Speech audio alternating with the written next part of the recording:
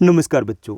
आज हम पढ़ने और समझने वाले हैं क्लास 10th एसएसटी सामाजिक विज्ञान की वर्कशीट नंबर 87 यानी कि कार्यपत्रक संख्या 87 को।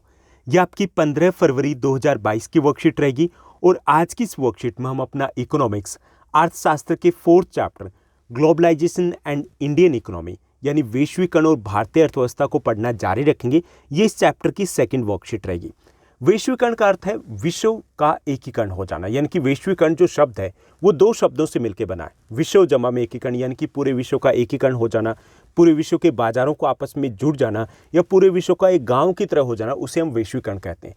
वैश्वीकरण के कारण विश्व की जो अर्थव्यवस्था है वो एक दूसरे से जुड़ गई है और विभिन्न देश है वो एक दूसरे देश के ऊपर अब निर्भर करते हैं। इसे ही हम वैश्वीकरण कहते हैं। आज की इस वर्कशीट में हम बात करेंगे कि वैश्वीकरण को संभव बनाने वाले कारक कौन कौन से हैं, यानी कि कौन से कारक है जिसके कारण पूरे विश्व की जो अर्थव्यवस्था, पूरे विश्व के जो बाजार है वो आपस में जुड़ गए। तो चलिए शुरुआत करते हैं हम आज की इस वर्कशीट की। सबसे पहला जो कारक है जिन्होंने पूरे विश्व के बाजारों को जोड़ा है वो है टेक्नोलॉजी, तकनीकी या फिर प्रौद्योगिकी। अब ये तकनीकी या टेक्नोलॉजी या प्रौद्योगिकी क्या है कि पिछले कुछ वर्षों में टेक्नोलॉजी में तीव्र उन्नति हुई है और उसके कारण वैश्वीकरण की प्रक्रिया है उसको एक तरीके से उत्प्रेरित किया, बढ़ावा दिया है। पिछले 50 वर्षों की बात करें विशेष तौर पे तो परिवहन में यानी कि परिवहन के साधनों में बड़ी तेजी से उन्नति हुई है। इसने लंबी दूरियों तक की वस्तुओं की तीव्रतर आपूर्ति को संभव किया, यानी कि सबसे पहला जो आपका पॉइंट बनेगा यहाँ पे कि जिसने वैश्वीकरण को संभव बनाया तो वो है परिवहन के साधनों का विकास। पिछले अगर हम 50 वर्ष पहले की बात करें तो यहाँ से अगर हमें जाना होता था यूरोप में या हमें जाना होता था ऑस्ट्रेलिया तो लगभग 3-4 महीने लग जाते थे। आमतौर पे लंबे रास्ते से जाते थे, जलमार्ग से ही जाते थे। और उस वक्त जो वस्तुएं का जो आवागमन था केवल भारी वस्तुओं का आवागमन होता था, कच्चे माल का आवागमन होता था। जो नाशवान वस्तुएं थी वो नहीं पहुँच सकती थी क्योंकि रास्ते में खराब हो सकती थी। दूसरा, कीमती वस्तुएं नहीं पहुंच पाती थी क्योंकि उस वक्त सुरक्षित नहीं था, सेफ नहीं था। अब की अगर बात करें, पिछले 20-30 वर्षों की बात करें तो वायु परिवहन है उसमें सुधार हुआ है और वायु परिवहन काफ़ी सस्ता भी हो गया। इसके कारण नाशवान जो वस्तुएं थी, जैसे फल की हम बात करें, सब्जियों की बात करें, वो भी यूरोप से यहाँ पहुँच रही है, यहाँ की यूरोप में जा रही है। महंगी जो कीमती वस्तुएं वो भी यहाँ पर आ रही है। लोगों का आवागमन भी आसान हुआ है क्योंकि वायु परिवहन पहले की तुलना में लगभग 10 से 15 गुना सस्ता हो चुका है। तो ये बड़ा प्रभाव पड़ा है, वैश्वीकरण को बढ़ावा देने में एक बड़ा कारक सिद्ध हुआ है। यानी कि परिवहन के साधनों में जो सुधार हुआ है इससे लोग हैं वो आपस में जुड़े, इससे वस्तुओं का आदान प्रदान बढ़ा है, इससे विश्व के बाजार है वो एक दूसरे के और ज़्यादा नज़दीक हुए। उस पर दूसरा जो कारक है जिसने विश्व के बाजारों को जोड़ा है वह सूचना एवं संचार प्रौद्योगिकी का विकास, यानी कि इंफॉर्मेशन टेक्नोलॉजी है उसका जो विकास हुआ है उससे वर्तमान समय में दूर संचार, कंप्यूटर, इंटरनेट के क्षेत्र में भी प्रौद्योगिकी है उसमें द्रुत गति से प्रवर्तित हो रही है, बहुत तेजी से उसमें विकास हो रहा है। दूर संचार की जो सुविधाएं हैं जैसे telegraph, telephone, mobile phone, fax है, इनका विश्व भर में एक दूसरे से संपर्क करने, सूचनाओं को तत्काल प्राप्त करने, दूरवर्ती क्षेत्रों में संवाद करने में प्रयोग किया जाता है और ये सुविधाएं संचार उपग्रहों द्वारा सुगम हुई है। इससे भी विश्व में जो आपसी व्यापार है, आपसी बाजार है, वो एक दूसरे के नज़दीक आए। जैसे पहले की बात करें तो पहले व्यापार भले ही किया जाता था लेकिन व्यापार को कंट्रोल करना लगभग मुश्किल था क्योंकि व्यापार अगर एक से ज़्यादा देशों में फैल जाता तो उसको नियंत्रित करना इतना आसान नहीं था। क्योंकि हिसाब कैसे होता था, हिसाब मतलब इंटरनेट के थ्रू तो नहीं होता था। अब देखिए एक ही कंपनी है वो एक से ज़्यादा देशों में या 100 देशों में काम कर रही है लेकिन उसमें कहाँ पे क्या हो रहा है वो एक क्लिक के ऊपर देखा जा सकता है इंटरनेट के थ्रू। अब जो अमेज़न है वो कहाँ का प्रोडक्ट कहीं पर बेच रही है, हमारे घर में वो कंपनी है ना, हर किसी के मोबाइल में। कैसे? इंटरनेट के थ्रू हम ऑर्डर कर पा रहे हैं, इंटरनेट के थ्रू हम कंपेयर कर पा रहे हैं, इंटरनेट के थ्रू कहाँ पे क्या कुछ हो रहा है वो चेक कर पा रहे हैं इंटरनेट के थ्रू। तो ये सब कुछ जो संभव बनाया है वो है आईटी इंडस्ट्री ने। सूचना और संचार के साधनों में जो तकनीकी विकास हुआ है इससे भी वैश्वीकरण में मदद मिली है। न केवल व्यापार करना आसान हो गया, व्यापार पर नियंत्रण करना आसान हो गया और हम सीधे तौर पर विश्व के बाजारों से जुड़ गए हैं। एक आम व्यक्ति जो भारत के किसी भी कोने में किसी भी गांव में बैठा है वो भी अमेरिका के बाजार से जुड़ गया। तो ये भी एक महत्वपूर्ण तकनीकी सुधार था जिसने वैश्वीकरण को संभव बनाया, यानी कि ये दूसरा महत्वपूर्ण कारक आ जाता है। तीसरा कारक है जिसने वैश्वीकरण को संभव बनाया उसमें आएगा आपका विदेशी व्यापार और चौथा होगा उदारीकरण। विदेशी व्यापार आप समझते ही होंगे कि व्यापार क्या है, वस्तुओं का आदान प्रदान होता है, और जब ये आदान प्रदान एक से अधिक देशों के बीच में होता है तो उसे हम विदेशी व्यापार बोलते हैं। जैसे भारत और पाकिस्तान, भारत और चाइना, ये हमारा विदेशी व्यापार कहलाएगा। मान लीजिए भारत सरकार खिलौनों के आयात पर, ये आपके एनसीईआरटी की बुक से एग्जाम्पल लिया गया कि मान लीजिए भारत सरकार खिलौनों के आयात पर कर लगाती है, तब क्या होगा? इसका अर्थ यह है कि जो खिलौने, जो भी व्यक्ति भारत में इन खिलौनों का आयात करना चाहता है, उन्हें इस पर कर देना होगा। कर के कारण खरीदारों को आयातित खिलौनों पर अधिक कीमत चुकानी होगी। मान लीजिए कि खिलौने आ रहे हैं, उस पर इंडियन गवर्नमेंट ने टैक्स बढ़ा दिया। इससे क्या होगा? वो खिलौने महंगे हो जाएंगे, क्योंकि जो टैक्स है तो इसका मतलब वो महंगे आएंगे, देश में महंगे आएंगे तो महंगे बेचे जाएंगे। ओके। और चीन के खिलौने अब भारत के बाजारों में इतने सस्ते नहीं रह जाएंगे अगर उनके ऊपर टैक्स लगा दिया जाए तो, और चीन से इनका आयात है वो ऑटोमेटिक बंद हो जाएगी। यानी कि ये कहने की जरूरत नहीं कि चीनी सामान का बहिष्कार करो। गवर्नमेंट चाहिए तो गवर्नमेंट अगर चाहे तो एक पल में एक अपने डिसीजन के साथ इनके आयात को बंद कर सकती है, वो बिना कहे कि हम नहीं खरीदना चाहते। यानी कि सिर्फ टैक्स ही बढ़ाना है।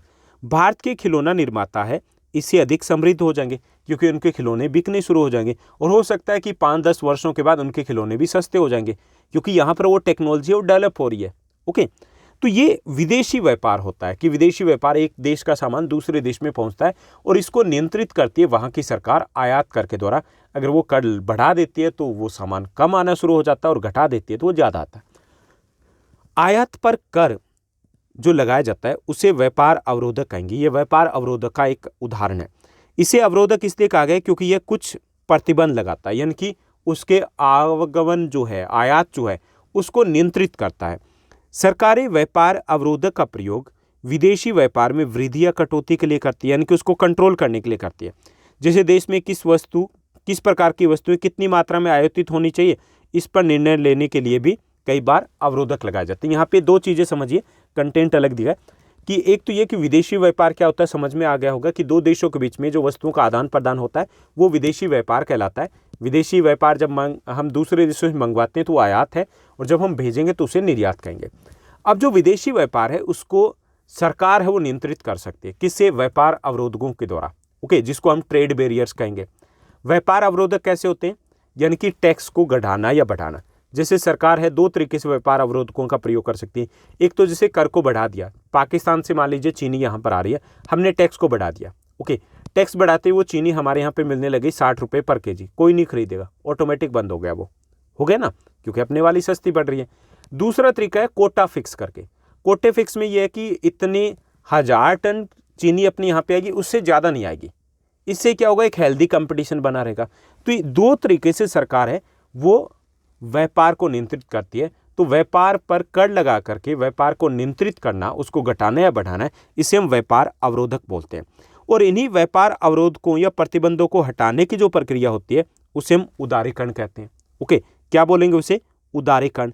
उदारीकरण की बात करें, जैसे अगर अपने देश का हम एग्जाम्पल लें तो आज़ादी के बाद हमने व्यापार अवरोधकों का प्रयोग किया था।